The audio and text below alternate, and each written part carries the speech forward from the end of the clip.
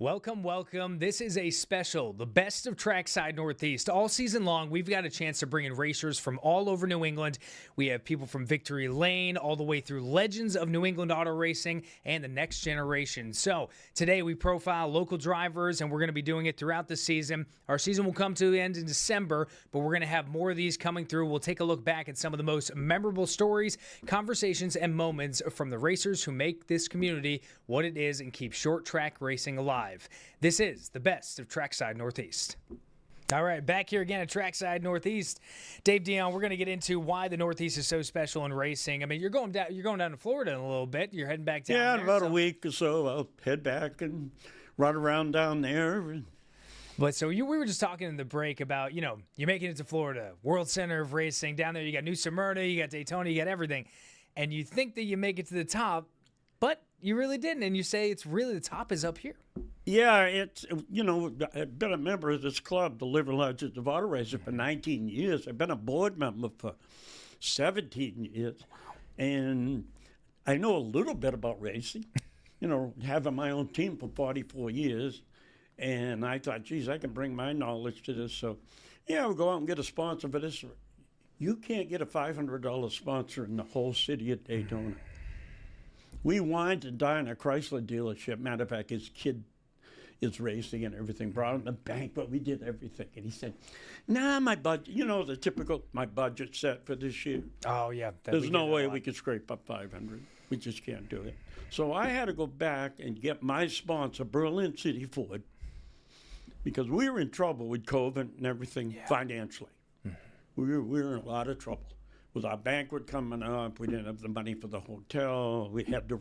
I was totally opposed to raising the ticket price. Yeah.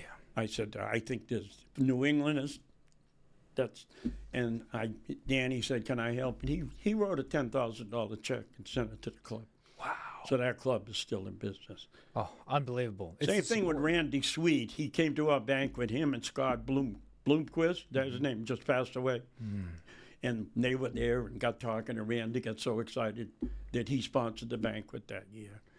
But it's always somebody from up north. It's either New England or it's the New Englanders are the most loyal.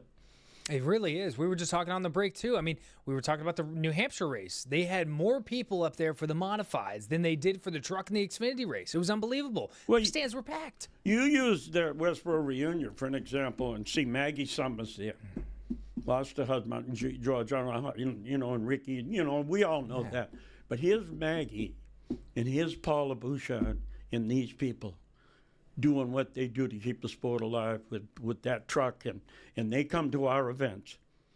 Ronnie's sister, the truck with the 47 car, the Flemke car. Oh, that's great. They come all the way from New England to help us down there, and then to see them on their home turf of Westboro, that was pretty cool. Yeah. And Maggie says, we only live 6 miles from here. And I go, Upton's that close? Oh, yeah. Oh, it's close. Trust me, I was running late, and I got up here, and I'm like, oh, it's a quick 18-minute ride. Oh, yeah, we could hear the cars running, and I'm like, man. Oh, man, but that's the thing. It's just we talk to so many different people around here in the Northeast, and we understand that, a lot of people because this show is not just for race fans, but it's also from people who don't know about racing, and everyone just thinks, oh, it's a circle or it's a Southern thing. And it's like, no, there is so much more here in the Northeast that goes on. The difference is you don't hear about it as much. But if you're in the community, if you're in the racing family, that's all you do hear about. So it's the expansion, and that's why social media and technology does have the benefit of this, being able for us to join in and talk about this and go on to see, keep this alive, because there, like I said at the reunion, there's so many stories out there, there's so many memories, and, we're going through generations of it, and it's important to get those stories on something that we can watch for years to come. So I hope somebody gets a chance to watch this years down the road and be able to see. Well, I think the problem NASCAR has, or racing in general has, as old thoughts, I'll call myself. We never bothered to teach the kids. We never bothered to bring them along. Now, if you go to Thunder Road, that's the best example of how to do things. Ken Squire, Tom Curley, over the years. The high school kids were racing there there's 3 generations there, and it's, they never disconnected with the next generation. They were involved with the sport. And they kept coming. And the people that are racing here now, they're the grandchildren of the guys I raced against. I look at the name, I say, I know, Bobby Dragon, oh, Scott Dragon, oh. So how does that make you feel when you get a chance to see that generation and family still going? I think Thunder Road, it's one of my favorite places in the world. It has set the best example, and that's because of Ken Squire's wisdom, Tom Curley. And I think the modified tracks probably staff and a lot of these are trying to do the same thing. I saw where they did the Bodine thing at Thompson earlier in the year. Yes. They spent a lot of time with that gentleman that bought that car. So the modifieds are doing their part trying to, but keep everything going. That's all it is too. Is just keep the conversation going, keep the memories, and get it out there. There's a gentleman, a lot smarter person than me, named Lou Monastino. And heck, when I raced Norwood in the early '70s, Lou was one of the writers. Still writes for the Brockton Enterprise or something. And we were trying to get sponsors for to do TV racing for the Bush and North cars. So we all met at Foxborough at Time Warner at the time, whatever it was, whatever this network was. And we're all sitting there just blabbing, talking our racing. And Lou's here, and he don't say a word. And he finally butts in. He said, you know the problem with you racing people? No. I said, oh, I didn't know we had a problem. He said, you're only comfortable preaching to the choir. You only talk to people that agree with you. You will never go out and try and create a race fan. You only talk to the one you already have. Oh, so when I got involved with the club and everything, and I spent 3 days at Darlington for the Southern 500 with the club, and young people coming up, I took the time to talk to the younger people. So this young couple, they wanted to sit in a race car. I gave them some literature. And finally, the little girl, pretty girl, says to me, well, I'm not a race fan. And I said, I wasted all this time, and you're not a race fan? And she says, but boy, those are great stories. I think I'm going to become a race fan. And I said, that's what I've been wanting.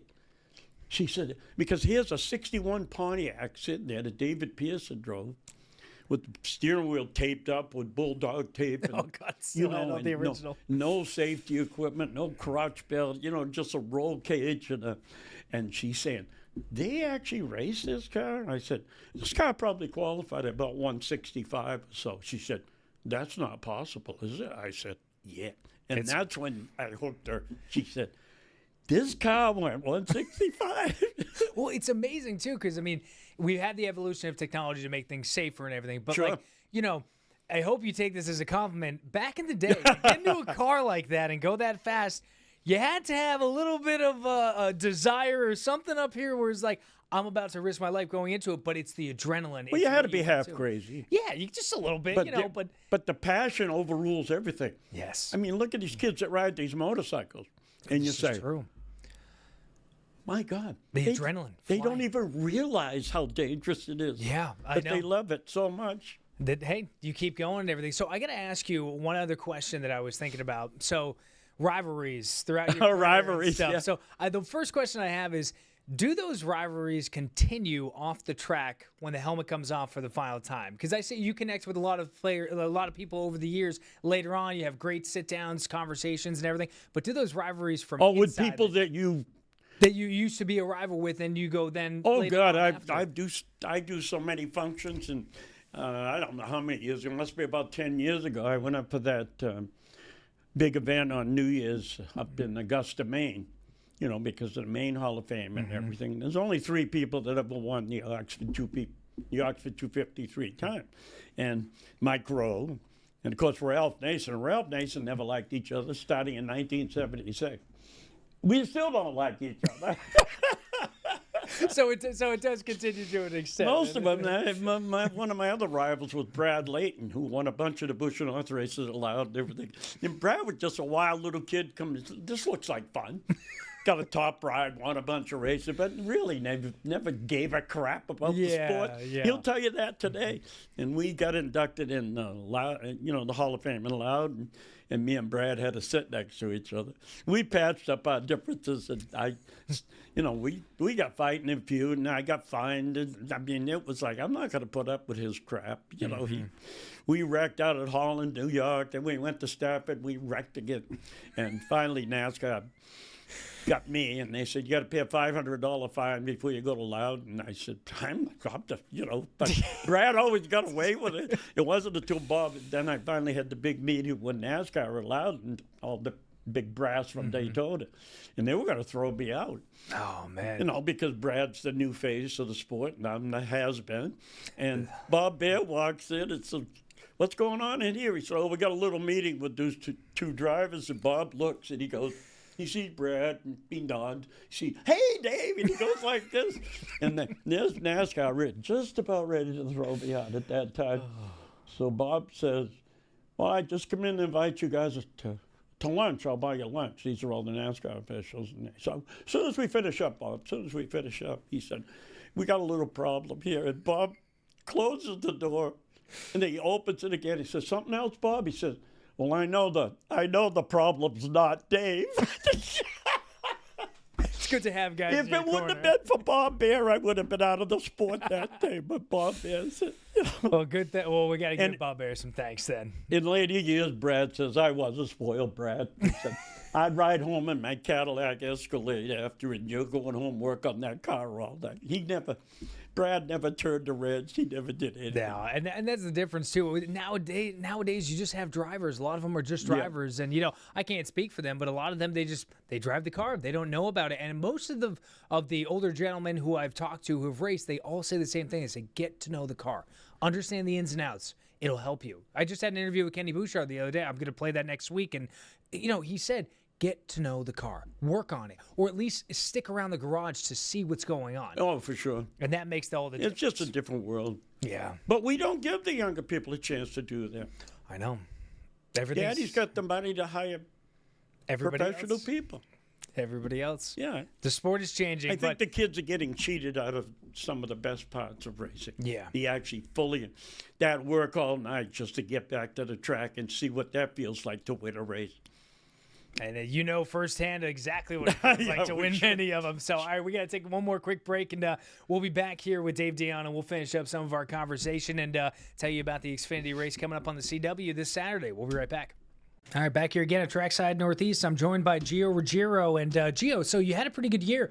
Truck Series, you were that close. I saw you right close to the playoffs. Tell me a little bit about your year, what you went through, ups and downs, anything that kind of stood out to you in your first year in the Truck Series. Yeah, it's definitely been a long year. We've had a pretty good year, being my first year in the Truck Series, but obviously had some issues happen along the way, just learning throughout the year. But we've been close to winning about 3 or 4 races. So I think we've had fast trucks, and we've definitely been up front a lot. So I think definitely have a good chance to win one of the next races before the year ends. Yeah, I mean, just got to, get back in the saddle. So I have a question for a mindset of a driver. There are things that happen. It's team-oriented. You can have a rough pit stop. You could have mechanical issues with the car.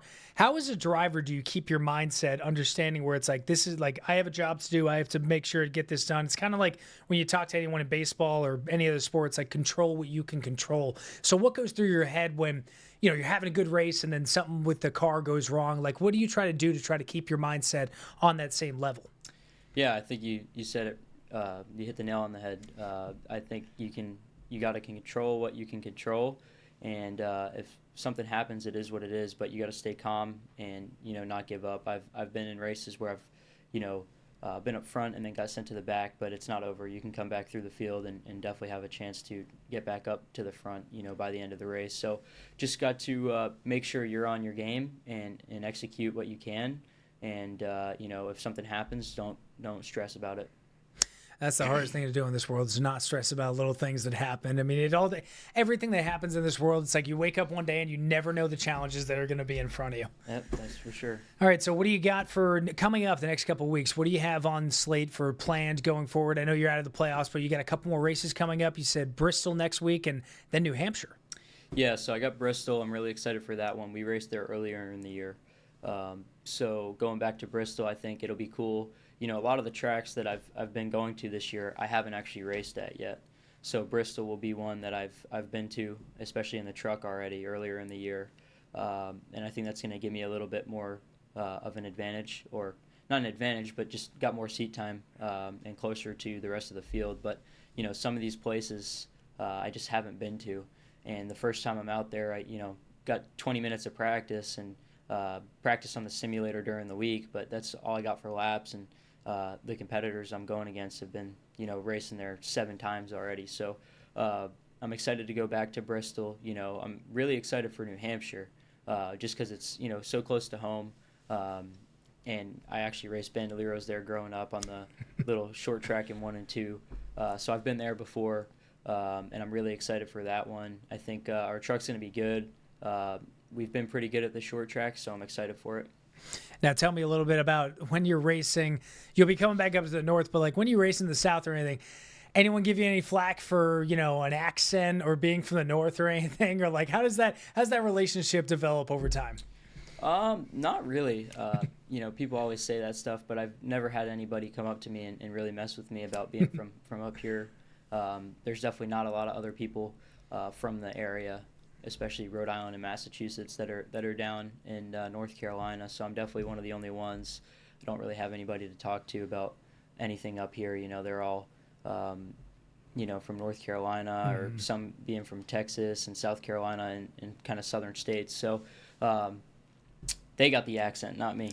That's perfect. Well, so hey, New Hampshire, do you ever, even in North Carolina, or I know you don't see a lot of people, but when you race up here in the Northeast, do you get a chance to see like maybe some folks from Rhode Island or Massachusetts coming to see you? Like, how's that work out? Do you meet up with anyone during the race or anything? Yeah, we really haven't raced too close so far. I think the closest one was Lime Rock, and that was about 3.5 hours maybe. And I definitely got to see some family and friends there, so I'm sure it'll be the same for New Hampshire. But everybody goes to that one. Everybody will be at Loudon, so I'll definitely get to see a lot of close friends and people that I used to race with, I'm sure. Yeah, and how's the support been? I mean, 18 years old? 19 years old. Like, so you have the world in your hand right now, and you have so much going for you. How does the support help you get through anything that you may have like a tough time going through? It's like, you're an 18-year-old kid and you're also racing as a professional. So, you're young, you have a lot going on, but how does that support help you throughout your day to day? Yeah, I definitely have a lot of support from all the people that I've been around in racing, especially from this area. I think everybody supports me, and I really appreciate that. That's why I like to, go back to Seekonk and watch the local races when I'm back home. But I really enjoy having the around me that I do, especially I've kind of built up a good group of people around myself in North Carolina as well. So I'm very thankful for that.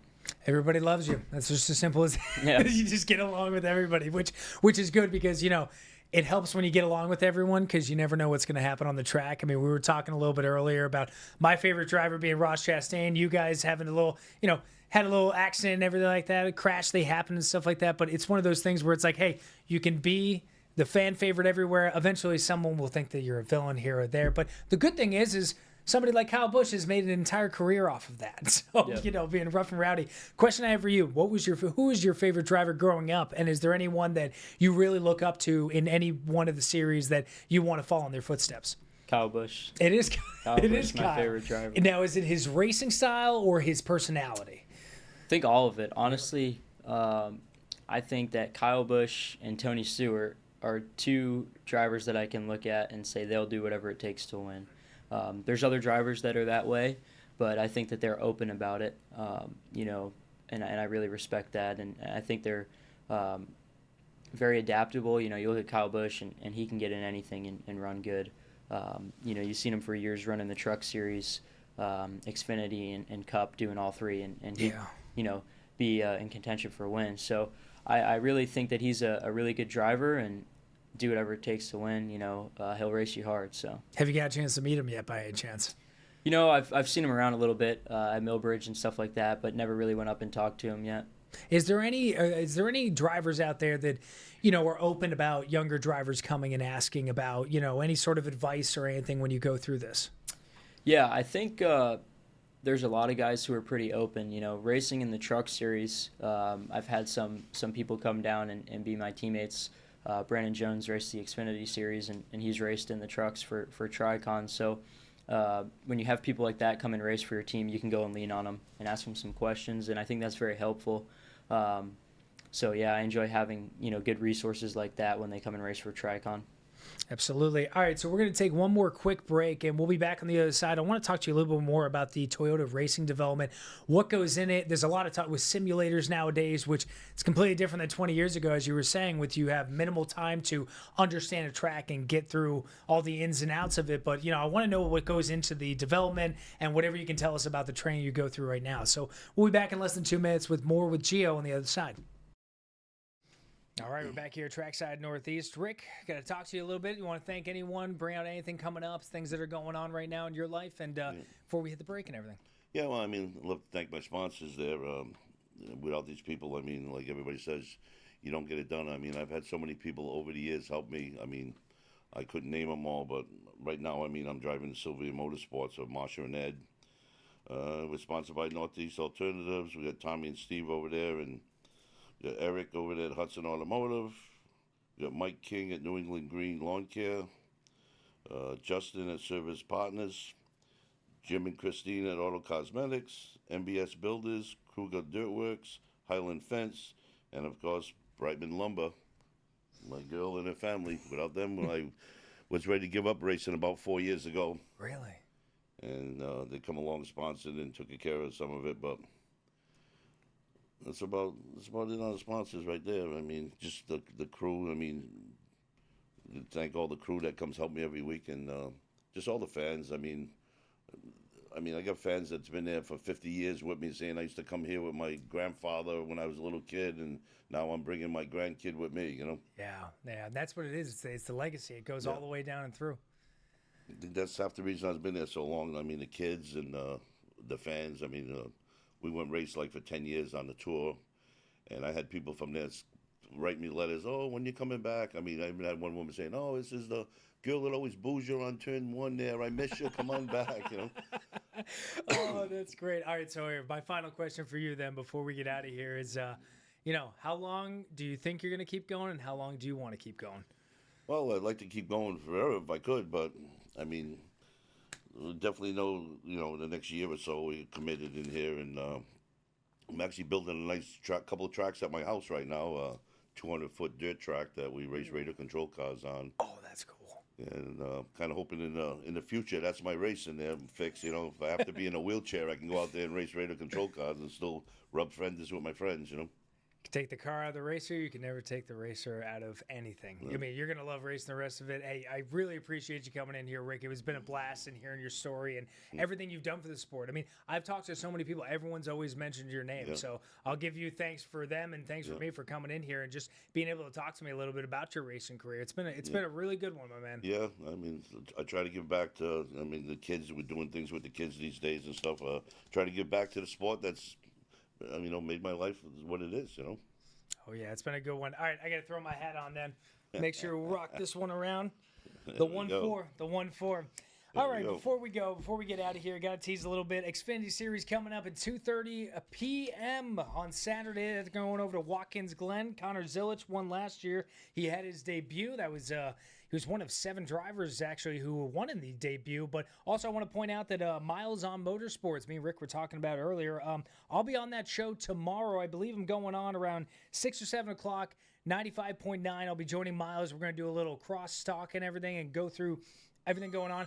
I'm also hoping to get down to Thompson Speedway tomorrow. I know that they're going to be doing Jeff Bodine's coming in, and he's going to be bringing in that number 1 with the Armstrong. We talked about that last week. But for now, I'm Joe Cortese for Trackside Northeast. We'll see you back here next week.